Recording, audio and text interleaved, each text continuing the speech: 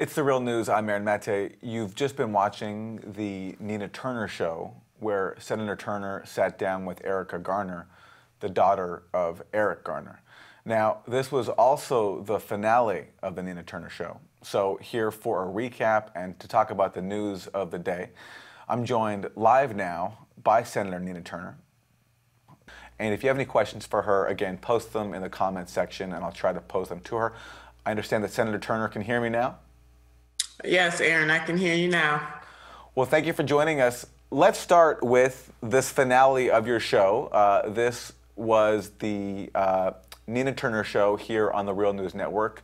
You've done a lot of episodes. I'm just wondering your thoughts on this season that you've just done.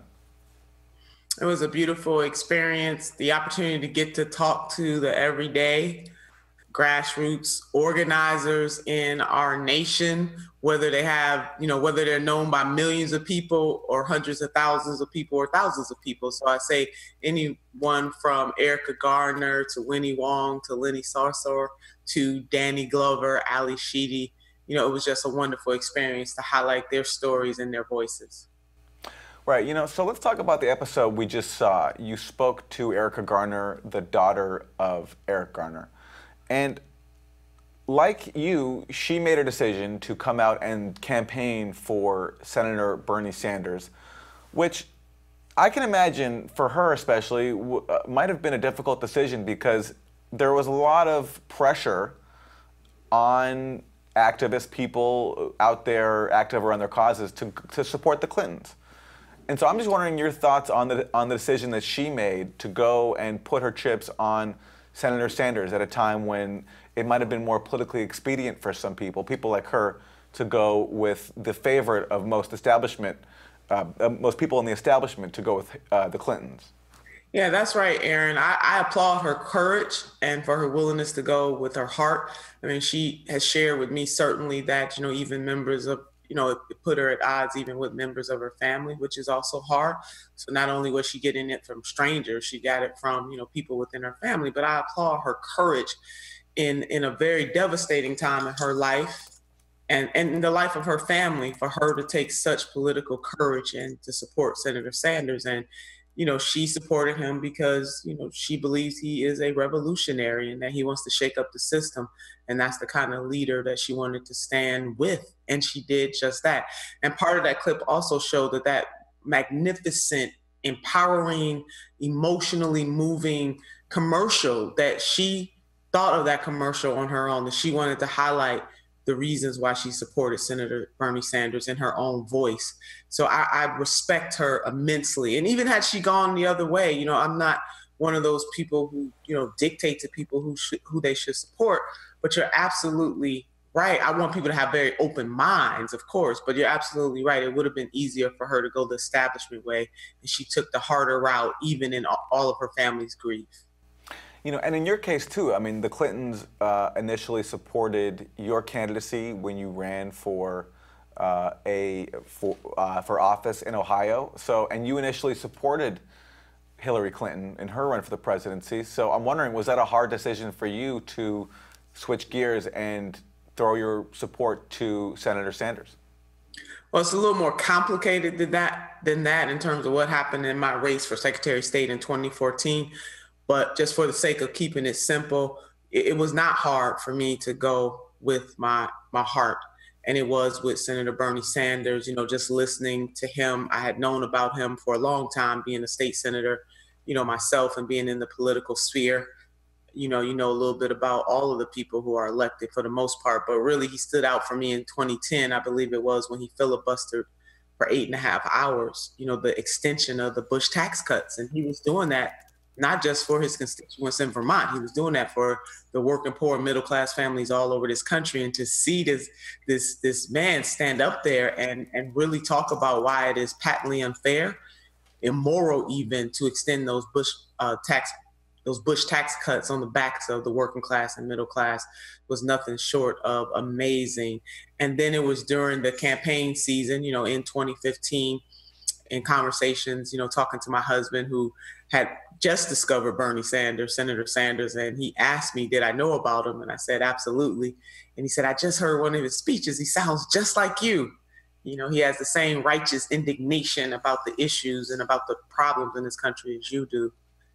And that was absolutely right. So I did a lot of soul searching. It didn't take a whole lot of time to know that Senator Sanders was the candidate that I wanted to officially endorse. And that's exactly what I did. Caught a lot of hell for it, still catching hell to this day.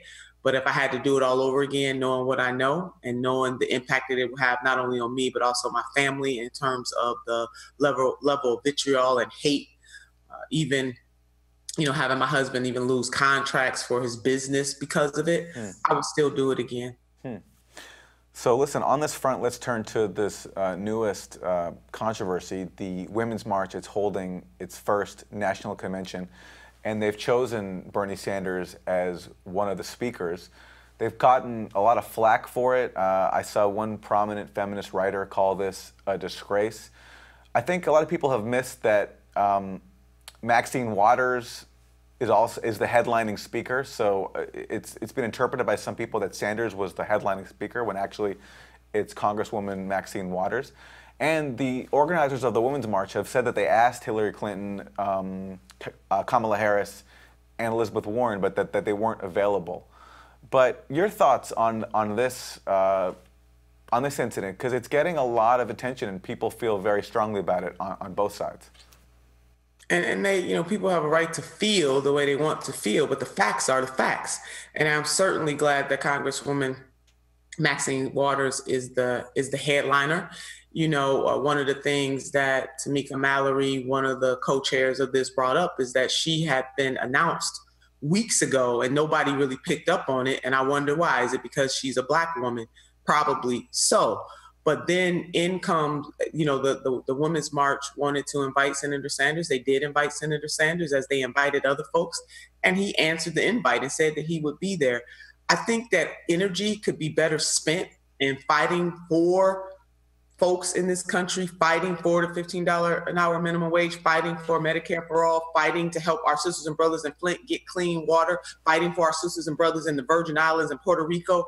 But to launch this ridiculous attack against the organizers of the Women's March and telling them who they should pick and who they shouldn't pick is insane, in my opinion. Furthermore, it is not a reflection of what true feminism is, because feminism is not anti-man. Feminism is about humanity and lifting the voices of humanity and knowing that we need collaborations across genders, across religion, no religion. We just need that, Aaron. So I'm just shocked that they would do that. And most of the women planning this are women of color. So basically what some of these folks are doing is questioning the integrity and also the decision-making of other women at their event. It makes no sense to me. How do you think it came to be that? And I'm invited too, Aaron, I must say, and the hate is out there on that too. But so it doesn't matter. I sent out a tweet lifting up my sister, and I just said if she had invited Jesus Christ, somebody would have had a problem with that. Had they invited, Reverend Dr. Martin Luther King, had they invited Reverend, right now in our own time, Reverend Dr. William Barber from North Carolina, who led the Moral Monday movement, they would have a problem with that. So some people you're just not going to please. But the deepness of that, and even having the head of Emily's List, say to the Women's March, if you need help finding somebody, we can help you find somebody. I mean, the level of arrogance to say that to these women who made a decision to invite somebody who personifies progress in this nation. There are only two men that have been, invited. The overwhelming majority are women, and that includes, people like me. So it just bothers me that the level of hate, and people, they want to talk about Republicans and that hate, but the level of hate coming from so-called feminist, neoliberal women, it just doesn't make a whole lot of sense to me. Yeah, and this speaks to a dynamic, in my opinion, that I was puzzled by during the primary, which is that Senator Sanders, I mean, sure, he's not perfect. He has his blind spots. Nobody is, Aaron. As an old, but how is it that he came to be portrayed as this out-of-touch old white man, which maybe he is in some respects, but meanwhile, on the Hillary Clinton side, she was portrayed by some of her supporters as this, woke, progressive, sort of seen in a very different way than Bernie was on this front, I think. Yeah, I mean, well, some people never let the truth get in the way of a good story. And, Senator, first of all, right now, he was chosen by his peers within the Democratic caucus to be the spokesperson for that caucus. So riddle me that, and so while people want to keep haggling over whether he's an official Democrat, not a Democrat, the issues that he's been standing up for and fighting for almost 50 years is a value proposition to believe that poor people in this country deserve to have a good living. To believe that everybody in this country morally should have access to Medicare for all, which, by the way, we have Congressman John Conyers in the House, as you know, Aaron. He's been fighting for the same thing since 2003. And so they're picking the wrong battles here. It just doesn't make sense to me. But when people get a narrative out there, it tends to stick. And this whole, Democrat or bust, or that anybody who believes that an individual or an organization is above critique. And I mean, just critique. And you don't have to tear people down to critique them. But Aaron, I just don't even know what to say. And then all of the anxiety that this is probably causing the organizers of the Women's March, it makes no sense. Yeah. Let's pivot to some of the latest news. Just last night, President Trump issued an executive order that would end billions of dollars in subsidies for the health insurance of low-income people as part of his effort to effectively sabotage Obamacare. This followed his decision to call for new rules that would make it easier to strip some of the essential benefits that were mandated by the Affordable Care Act. Your thoughts on what Trump is trying to do here?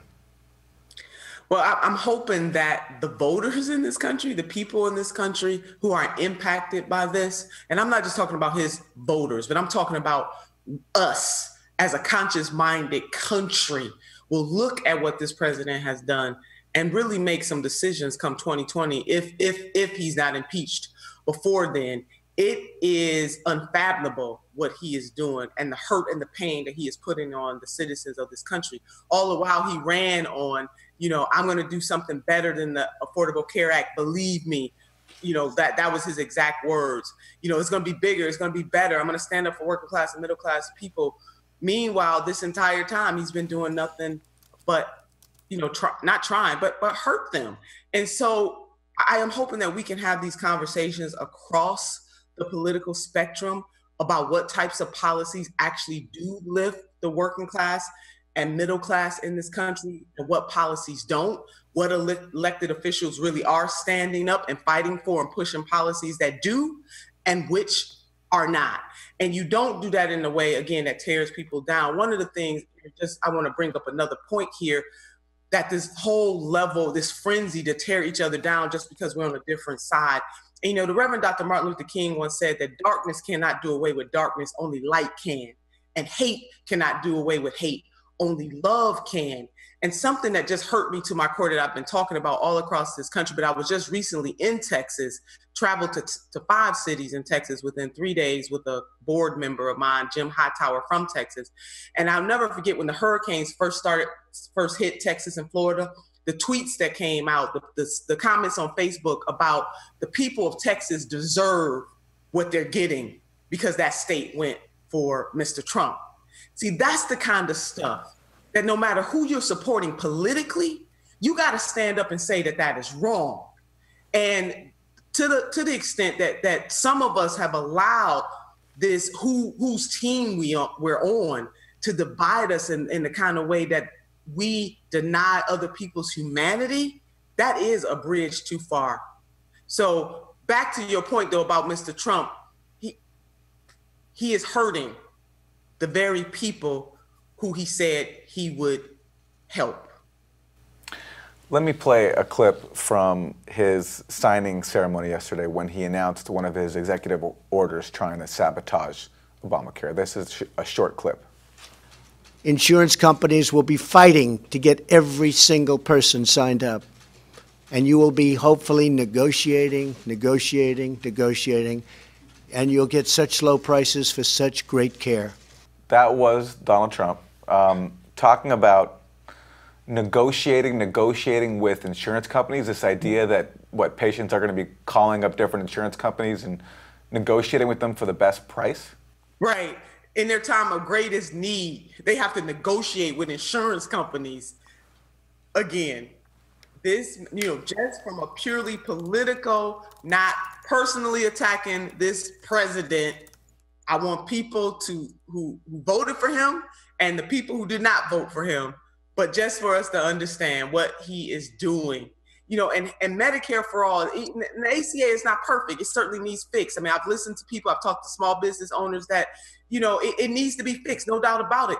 And in fixing, but he has not found the fix. As a matter of fact, he's making it worse. And to think when people are in their greatest moment of need, they're going to be able to sit down and negotiate with insurance companies is ridiculous. But beyond the fix of the ACA, we do have to take this a step further and have Medicare for all, which is not just a moral proposition, it is also an economic proposition too. It works for doctors, it works for patients, it will open up this industry, create more jobs. So I know for some people, it's a morally right thing to do. I'm in that moral corner. But for other people, it is also an economically viable thing to do in this country to make sure that folks don't have to negotiate with big insurance companies for their health care.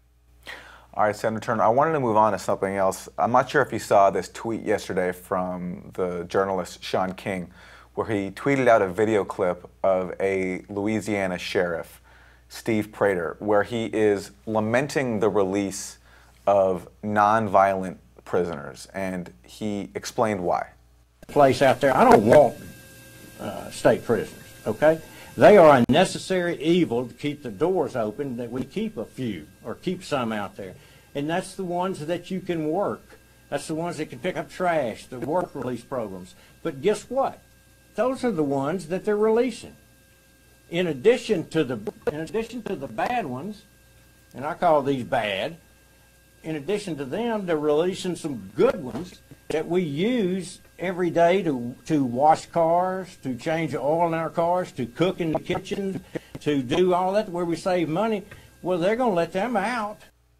So that's Caddo Parish Sheriff Steve Prater.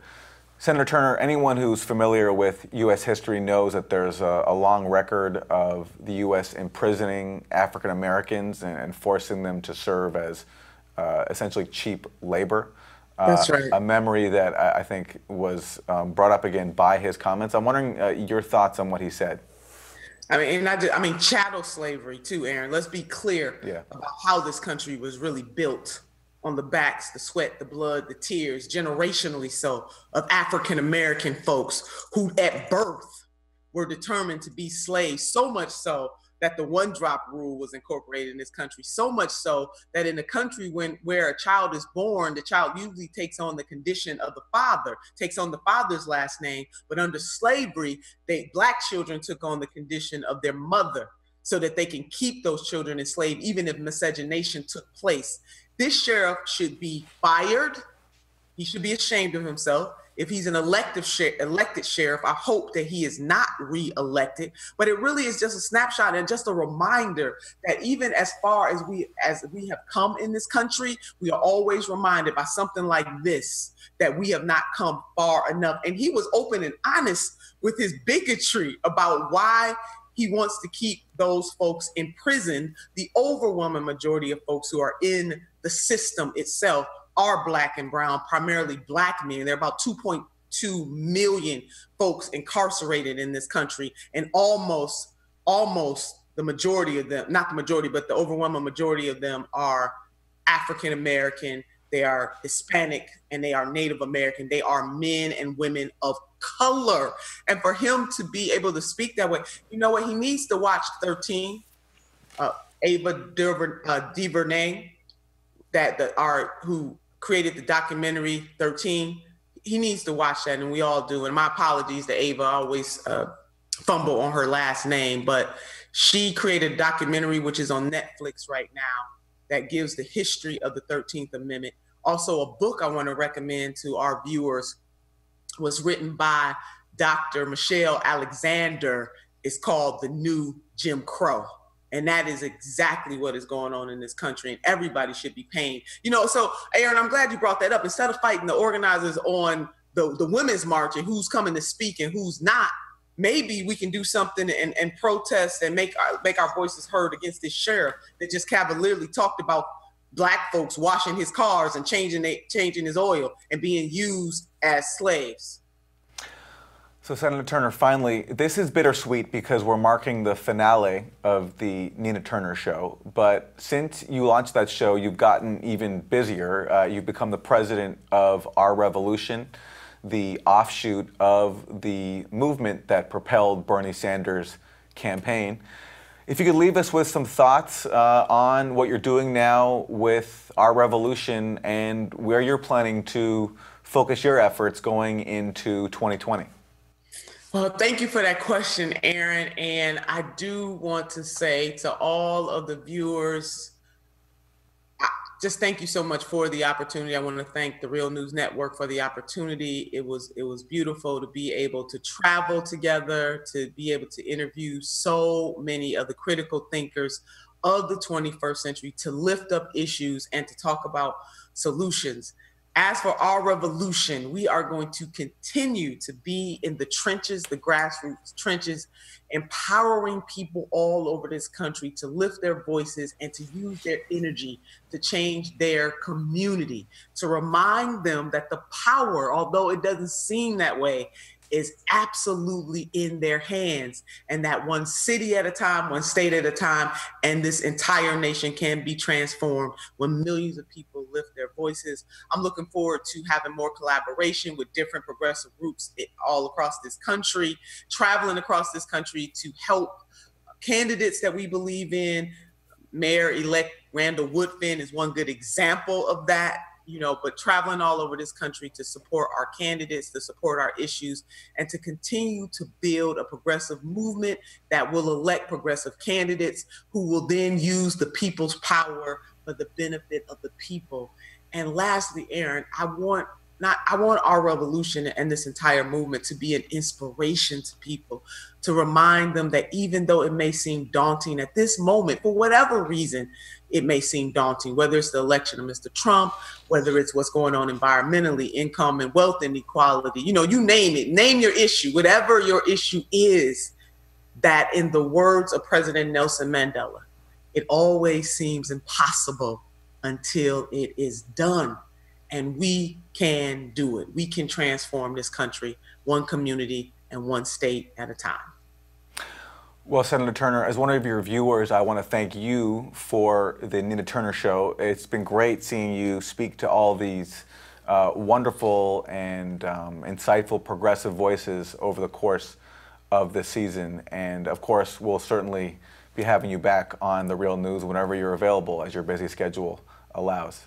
Senator Nina Turner is a former Ohio State Senator, now the president of Our Revolution. Senator Turner, thank you. Thank you, Aaron, for a wonderful interview. And to all of your viewers, have a great weekend, and let's keep the faith and the fight. Sounds good. And thank you for joining us on The Real News.